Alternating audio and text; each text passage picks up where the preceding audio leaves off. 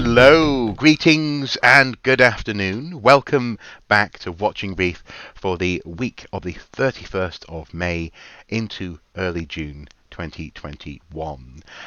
I do believe this is the 45,231st take, I think, of this particular Watching Brief. We've been having some... Dear viewer, we have had one or two technical issues this afternoon, so do apologise if we're appearing somewhat flaky or distracted. That's the reason. So anyway, Exactly. we'll do our best for you starting now. Yeah, I mean, just to put it into context for the viewer at home, my neighbour has been chopping up a car 10 metres from where I sit for the past 3 days. Like we couldn't record yesterday because of that, and I think he might be about to start again. So we've got a few minutes to try and get this done, and our watching brief will continue. Andy, will it not? We are here to discuss the archaeological news of the week and present it here for you guys to We are here now in the moment. to digest and comment on below, no matter how punch drunk we are. And we're beginning with in our watching brief, ongoing news from the campaign to save the Sheffield University Archaeology Department. Their campaign has been getting an awful lot of attention, both nationally and internationally, and a large part of that was thanks to the very successful Change.org campaign that, as I look at it at the moment, has garnered more than 41,000 signatures. Indeed, it's at 41,136 signatures as it stands. But that is not where the story will end. No, siree.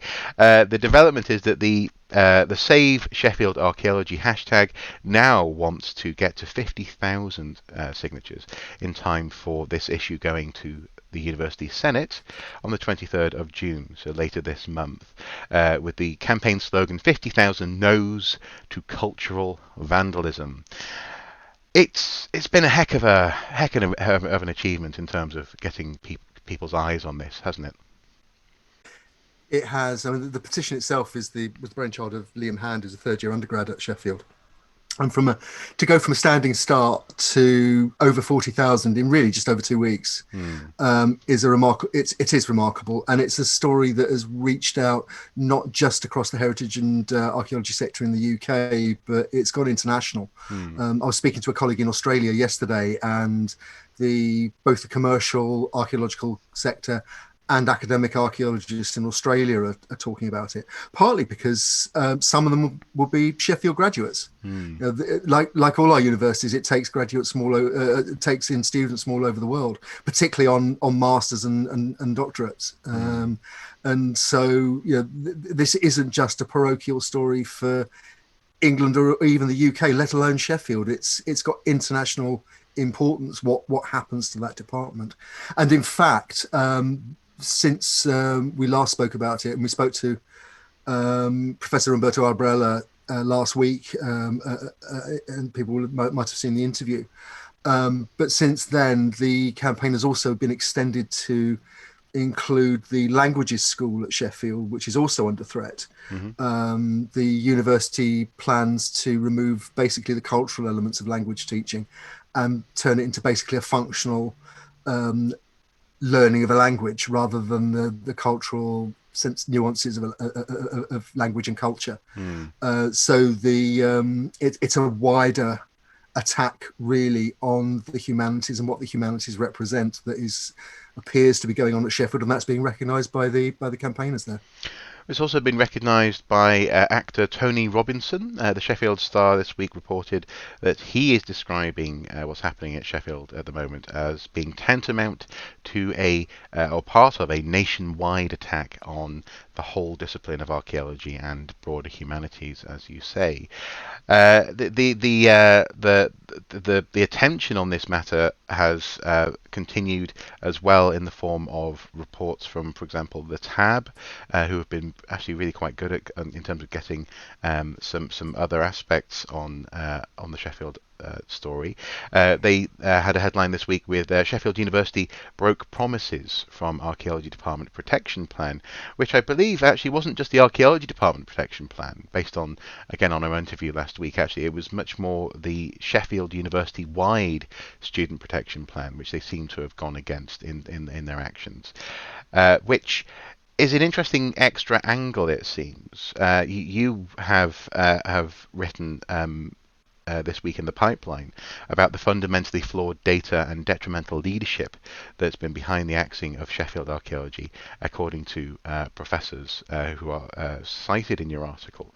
And so it's not just about the loss of the teaching of a subject, but also actually whether or not the department is compromising or is leading to a compromising of the university's standards and practice in order to achieve the closure of this department. It begs a question, I think, quite rightly, as to have they got the cart before the horse on this? Is it a case of this is the goal, they want to achieve a certain outcome, possibly the closure of a department, and therefore they're actually bending some rules that they really shouldn't be bending? Of course, this is going to be open to and subject to quite possibly legal examination in the future. But at the moment, it does raise an eyebrow, doesn't it? I think so. I think it's fair to say that this is a rapidly developing story. More information is coming out almost every day, and at the moment, the attention really is on the process. There are many questions over the process, how this was carried out, the timetable over which it was carried out, how open the university senior management were with many people involved in that process, whether even people were told that the department was at existential risk through that process. As I say, it's developing. Watch this space. I think there's a lot more is going to come out before the 23rd of June.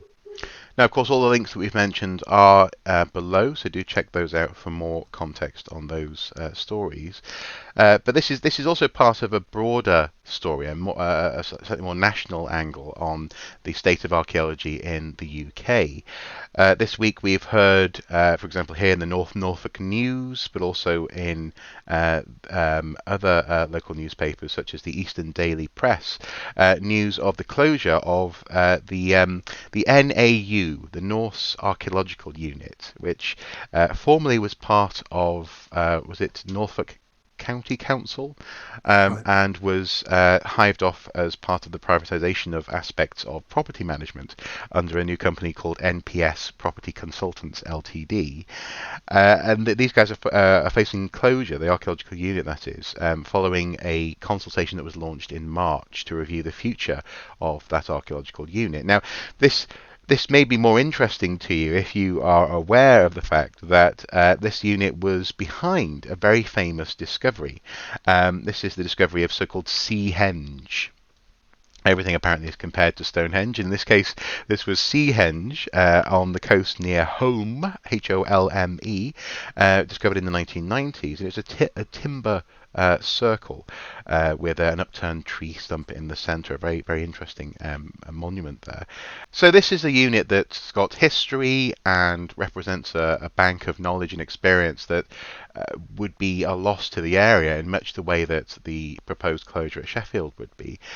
And it seems to be part of a broader concern about the status of the future of archaeology nationally. So we're seeing academic, we're seeing commercial in the case of Norfolk, and this week we also saw, for example, on the Guardian's website, I think this was in the Observer on Sunday, the headline, "Help Our Profession," or "UK's shared history will be lost, say archaeologists." Brexit and university cutbacks are fueling a crisis in recruitment of skilled workers. And it goes on to quote Lisa Westcott Wilkins of Dig Ventures, who says that there's a hiring crisis in archaeology and that we've lost a huge trench of skilled workers from Europe, and there's been instability which has been brought on by the pandemic. This has been described in another article this week as being a perfect storm. That archaeology in this country is facing this at least triple threat. We have a government that doesn't particularly like potentially cultural aspects of what archaeologists are examining. We have an economy which is questioning whether or not it can afford to pay for archaeology, and we have international movement issues with Brexit, and then on top of that we also have the pandemic that is leading to, well, frankly, comments and questions that I've been receiving this week from people asking, quite simply, is archaeology dying in this country? And in response to that, well, actually, I haven't been able to really respond to that question properly or adequately, because I suppose the first question is that actually, is that an accurate assessment? Is that too dramatic? What do you think? Is archaeology at risk of dying? Not completely, but I think it is at risk of becoming a sort of zombie profession that staggers along as one of the living dead, and occasionally jumps up to frighten property developers when they find a very famous building, a famous important archaeological site on their development site, which they didn't know was going to be there because they didn't do any archaeology beforehand. Hmm.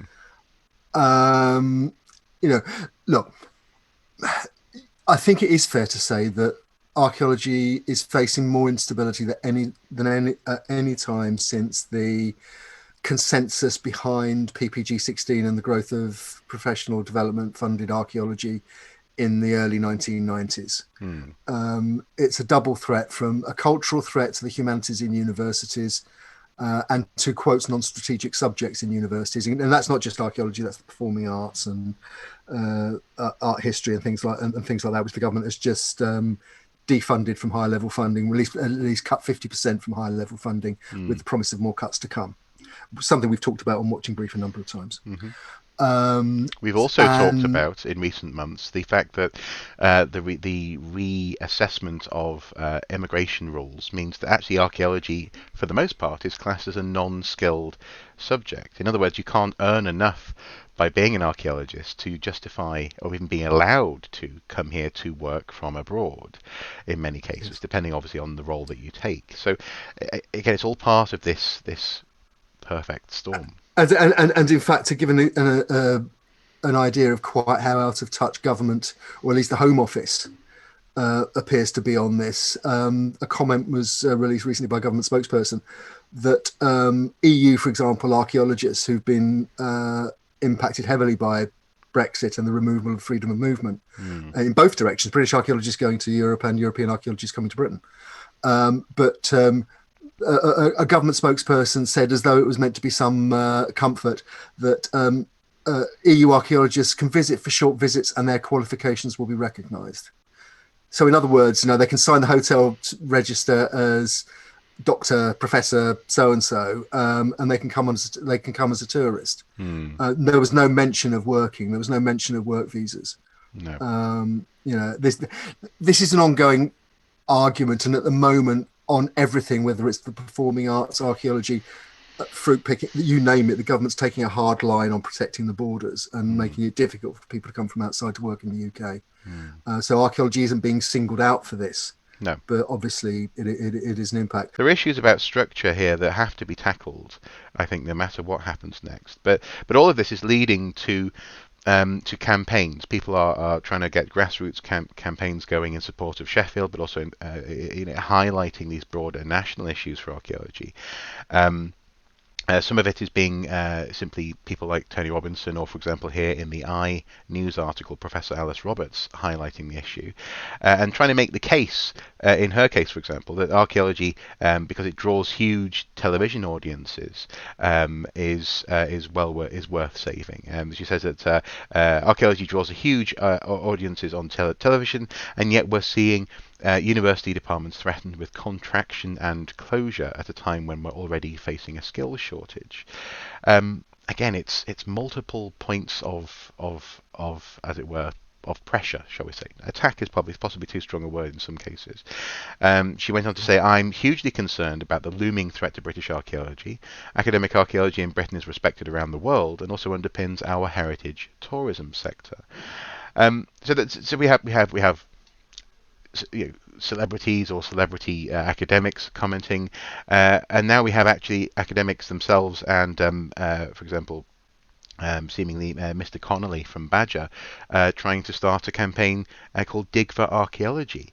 Again, in the iNews article, they are quoted as suggesting that the government, having classified archaeology degrees as non-strategic, is part of a long-term hollowing out of the discipline that contributes £250 million a year to the economy. Now, before we started recording, we did a bit of a check, but I did a back of a postage stamp calculation based on available data. And it turns out actually that 250 million, 230 actually million is roughly the amount that speeding tickets bring in terms of fines in this country. This was data I think from 2019. Which argument is going to make the case? What's going to move the needle here? Is it a Change.org petition? Is it Tony Robinson? Is it Alice Roberts and TV audiences? Is it a Dig for Archaeology campaign highlighting a relatively small impact on the economy? Is it concerns about planning? Is it another Rose Theatre?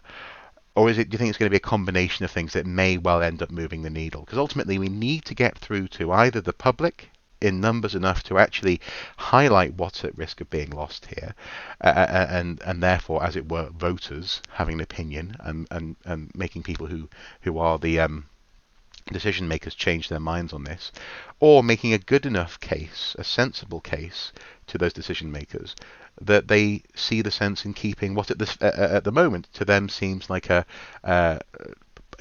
not particularly profitable and potentially slightly inconvenient when it comes to planning process academic pursuit. Is part of that, as Alice Roberts suggests, making the tourism case as well, or do you think that's a slightly separate issue? No, the tourism case is important because the tourism in normal times does vastly repay the relatively small investment the government makes in our museums, galleries, um, tourism infrastructure. Mm-hmm. And the archaeology that helps feed it. If you look at the most visited sites in the UK, paid attractions, it's places like, Stonehenge is the obvious one, and Westminster Abbey, Canterbury Cathedral. You can York Minster. You can name all these big heritage sites, all of which employ historians and archaeologists and so on to help maintain them, but also to help present them to the public. Mm. So that's the practical. This is the financial interest in maintaining the heritage sector. If you're talking to politicians, you need to offer them an easy win, a good solution to something, a solution to a problem, but also you need to have the big stick behind your back, which is that if you do this, it'll cost you votes. And the Conservative Party is already discovering that in the south of England, in some of its traditional rural constituencies, which are feeling the pressure of development and the requirement by central government to build houses on greenfield. That is already that is putting them under significant pressure. It's probably already delayed the planning bill. I suppose a related issue to this question of in particular constituencies down south and their relationship to the planning process, it has been highlighted by news from Mexico surrounding the Teotihuacan. As I said at the beginning of this recording, guys, I'm knackered. I'm really tired. The Teotihuacan pyramids are having to be saved from the bulldozers. This is a UNESCO World Heritage Site where the Mexican government has had to send in 250 National Guard troops, 60 police officers, and others to seize land next to the pre-Hispanic ruins. Where authorities have said that bulldozers were destroying outlying parts of the archaeological site as part of a housing development. Now, housing development and infrastructure pressures are something that we're seeing in and around UNESCO World Heritage Sites in this country. And although it has gone slightly quiet compared to recent years on this issue, if we're not careful, these questions surrounding Sheffield, surrounding archaeological units in Norfolk, surrounding the general future of academic and commercial archaeology in this country, uh, will have a big impact on issues of, for example, how we treat places like Stonehenge and the construction of proposed tunnels going underneath that World Heritage site and that landscape. Do you think that I mean, Mexico, it looks as though they've come close to having a serious issue here, um, and it looks as though in this instance developers were simply ignoring authorities telling them to cease work on the site. Do you think that if we're not careful, we may end up in that situation ourselves? Actually, archaeology will lose so much ground in the process, and in that sense, will lose its teeth in terms of being able to protect the historic environment. It's a very good question, and I think no nobody nobody can answer it at the moment. I mean, the case of Teotihuacan, um, uh, it would appear from the coverage that we're seeing, and this is English language coverage in news sources like MSN Hmm. and others, um, but it would appear that the Culture Department of the Mexican government has been aware of work, latest round of work in the Teotihuacan World Heritage Site Hmm. since at least March, and have, well, to quote the article I'm looking at here, has repeatedly issued stop work orders, Hmm. but the building crews have ignored them. And it's estimated that around 25 structures within the World Heritage Site are under threat. Hmm. It's now got to the stage where the Culture Department's filed criminal complaints, and as you were saying, they've also effectively sent in troops. It's a mess. Now, this comes against a long-standing negotiation between the Mexican government, UNESCO, and local communities about how to handle this. It's a magnificent site. I mean, people would be familiar with the images of the pyramids of the sun and pyramid of the moon, and other structures at Teotihuacan. But it's they're estimating the site that is under threat is as much as 15 acres, Hmm. 7 hectares. It's a heck of a lot of ground. Hmm. An aspect that's been blamed in this instance has been the what's deemed to be unwieldy rules and complex legal systems surrounding issues of planning and process, Mm. etc. on in and around and on heritage sites. Um, and there's also another parallel here with Stonehenge, in so much as it in normal times when there's not a pandemic, it draws thousands of visitors per year Yes. for equinox events. Um, and I suppose it does raise the question of, to go back to the person who was asking me on Monday or Tuesday, this question of, is archaeology slowly dying in this country? Um, it raises the question of the fact that we need heritage policy and process and theory that is fit for purpose, that is able to do its job, that job is recognised as being important, and it's not just there to get in the way, for example, of development, or actually, as I'm also seeing, as it were, in the chatter surrounding Archaeosoup videos, um, or that it's not seen as being primarily, um, well, to use language that I've seen, agenda driven. This idea that somehow that there was um, a, there are cultural or even political ideas that drive the conclusions of archaeology, uh, as opposed to archaeology leading us naturally to those conclusions. Now, personally, I actually, going by the researchers that I know and how research is done, I don't believe that we are in a situation where people go looking to come to conclusions that are controversial.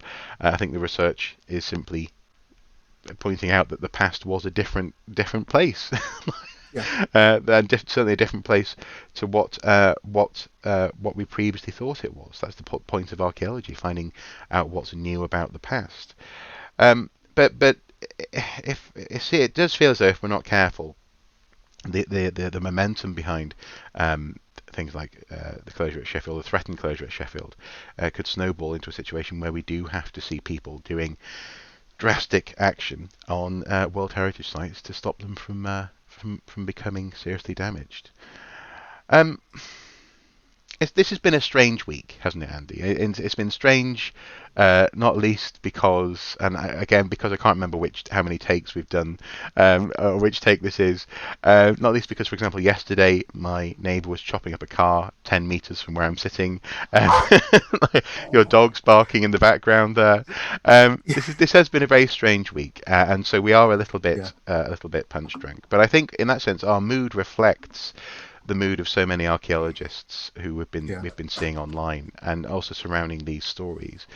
Is there any can we end on a positive note? Is there any cause for hope in this conversation and in this what feels at times a bit like a whirlwind? For example, will campaigns like Dig for Archaeology potentially offer a point at which we can actually come together and maybe start to make the case for archaeology, particularly in the United Kingdom? I think the short answer is nobody knows. Hmm. Um, in the late night in the late 80s, early 90s, it took the confluence of some very significant sites, in particular the Rose Theatre, which led to the involvement of some very high profile members of the arts profession, including Sir Ian McKellen and Sir Laurence Olivier. His last ever performance was a reading during one of the Rose protests. Hmm. That was on the back of the Shakespeare connection, Hmm. and the fear that that much publicity would cause a political backlash. Hmm. Hmm. So those things coming together created modern development archaeology in broad terms. Hmm. So you might argue that something similar needs to be replicated now. I mean, I just to draw everything together at the end here. I'm looking at Teotihuacan and then looking at the situation in England in particular. Um, you know, the situation in Teotihuacan, the relationship with that heritage is complicated. Hmm. Because if you look at the history of the site and the presentation of the site, in 2004, the state governor gave permission for Walmart to build a large supermarket in the archaeological zone. Right. And there were reports that when the dump trucks that were taking the spoil from the building site of the Walmart were dumping their stuff, were dumping their contents, archaeological artifacts, pottery were being found. Hmm. So that's 15 years ago. More recently, there's been a large sound and light spectacular installed for tourists, Hmm. but the installation of that is said to have damaged some of the structures. Hmm. So that was supposedly to benefit the tourist economy, but it may have caused damage to the surviving archaeology. Then we've got the latest announcement of the development relatively close to the pyramids of the Sun and the Moon and the main boulevard, which is putting those structures in danger. But that appears to be a private development this time. Some reports say it's for an amusement park. Right. You know, at the same time, in a British World Heritage Site, the government has given permission against the advice of its archaeological authorities and its planning authority. Certainly against the advice of many archaeologists, rather, and not archaeological bodies, because Historic England haven't opposed it outright, neither of English Heritage. But the planning, the government's own planning body advised against giving permission to build a dual carriageway and tunnels across the Stonehenge UNESCO World Heritage Site, and a government minister has chosen to overrule that. Hmm. Hmm. Now that is about to go to court for judicial review later this month, Hmm. and that will be a very significant moment. And again, that's the kind of thing that focuses campaigns. The problem archaeology has is that some professional archaeology companies, contracting companies, in particular Wessex Archaeology, are tied very much to a very large amount of money to do archaeology for that development project. Hmm. Hmm. It's a judgment of Solomon, Hmm. but it's one that the sector can't avoid making, I think. No. No. So not much hope then. Always expect the worst, and anything better's a bonus. Oh man. Okay. Fair enough. Fair enough. I think I think regardless, we've done well to get to the end of this one this week, and hopefully folks at home will forgive any rough around the edges elements of our presentation. But it's not that there's no hope. It's rather that we're having to. This is a time to focus, isn't it? And a time to really assess how and why we make the case for archaeology in this country. And it's not good enough to make an ethical case, because ethics don't necessarily matter to everyone, and indeed everyone's ethics are subtly different. It's not good enough just to make an economic case, because the economics, as I say, when compared to, say, speeding tickets, don't necessarily stack up. It's not just good enough to make an entertainment case. It's not just good enough to make a tourism case. I think somehow we're going to have to be able to bring these different threads together and highlight how all of this good work is of substantial human benefit, because it is. We know it is. It's just a case of actually showing this and demonstrating it, and therein, I hope at least, lies some hope. Hopefully. I think so. I mean, I think, in the end, every individual person in archaeology world, in heritage world, facing these issues, recognizing these issues exist, and we can't ignore them. We can't say, "Oh, that's politics. We don't do that." Can't do that anymore. This stuff is, at its worst case scenario, it is existential, and therefore people have to say, "Okay, is this something worth fighting for, and is this something I'm prepared to fight for?" And then, as you say, I think it's a case of not making one case. It's a case of making lots of different cases to various different groups, with the overall ambition of bringing them all together in the, as the great overarching case that, archaeology is a good for society and for all those people out there, and we'd be in a much worse and a much diminished place if we lost it. Who knows where we'll be next week? I guess let's keep our fingers crossed and sit and for some good news in the next 7 In the days. sunlit uplands. Sunlit We'll uplands. be in the sunlit uplands. You mean the sunlit northeast of England? You mean? It's gorgeous up here at the moment. Anyway, I'll settle for that.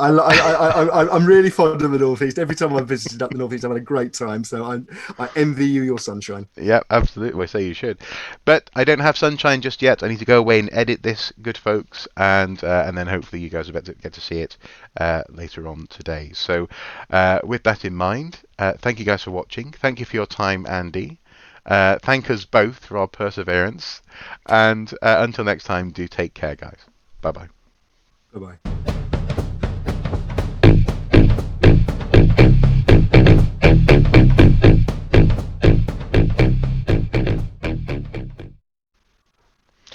Have you been able to hear the car engine revving next door on my mic? No, I haven't actually. Cause that mic of yours, I think, is quite good at isolating background noise. Good. I'm just having to try and just not be distracted by it while I'm talking, because he's just sitting there going rum, rum, rum, rum, rum. So. Yeah, at least he's not testing drum and bass on the sound system, I suppose. That would be the other. Yeah, I think that may well follow. If it does, I'll just take this laptop here and smash it over my own head. It'll be like the Looney Tunes, just until like a big lump just whoop, it comes off my head. That's all, folks. It's not watching brief. It's Warner Brothers. Yeah. What about the watching brief? It'll be longer than the Lord of the Rings trilogy. The way we're carrying on. Perhaps you should just issue the outtakes from this week. Actually, you could do that at the end. Do an end title card and then do outtakes. I don't know. I'm not sure we want to see ourselves like this. Well,